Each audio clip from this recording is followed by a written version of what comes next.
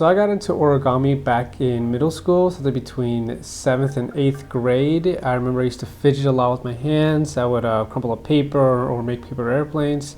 And I went to the library one day and I saw this book on paper fold, and I thought, you know what, it looks pretty cool. Up until now, I've only ever made paper planes, so why not try to make other things? So I tried my hand at making a paper crane, and ever since then, I've just been trying to find more complex figures and shapes to make. I've been doing origami for the last 9 years, usually about once a week. That's how long I've been doing it. The amount of time that it takes for me to do origami varies between 10 minutes and an hour. That depends a lot on what kind of paper I'm using. Like, this is standard issue origami paper. It's thin and easy to use. That if I use that, it takes me a lot shorter of a time, but if I'm using something bigger like cardboard paper, it's a lot harder to fold, so I spend more time creasing the edges. I have encountered some difficult designs in my time. An example would be something like this rose cube. Difficult design usually means that there's more than one piece involved. So this cube contains 6 pieces that I have to put into a cube.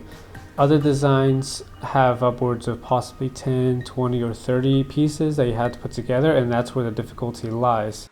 So I share my crafts with others if they ask to see it or if it comes out.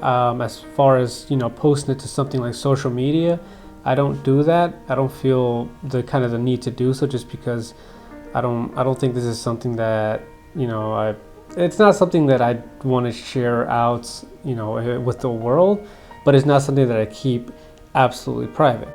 The thing that made me stick with origami is what origami does to me. Origami is one of those it's one of those hobbies that a lot of people, when they do hobbies, it's a way to it's almost cathartic for whatever they're feeling in the week. Some people do boxing to kind of release some of their anger. Some people like to listen to loud music. Some people do things for different reasons, but with origami, it kind of teaches me to remain calm, because you can't do origami when you're feeling really emotional. Like, it's if you get really emotional with the paper or get frustrated, it begins to show in the final product. So origami is one of those things that the more you do it, the more you learn about patience, about being calm. And it's not something I do to try to relieve some stress of the day. It's something I do to remind me how to stay calm and just let go of any frustrations I have.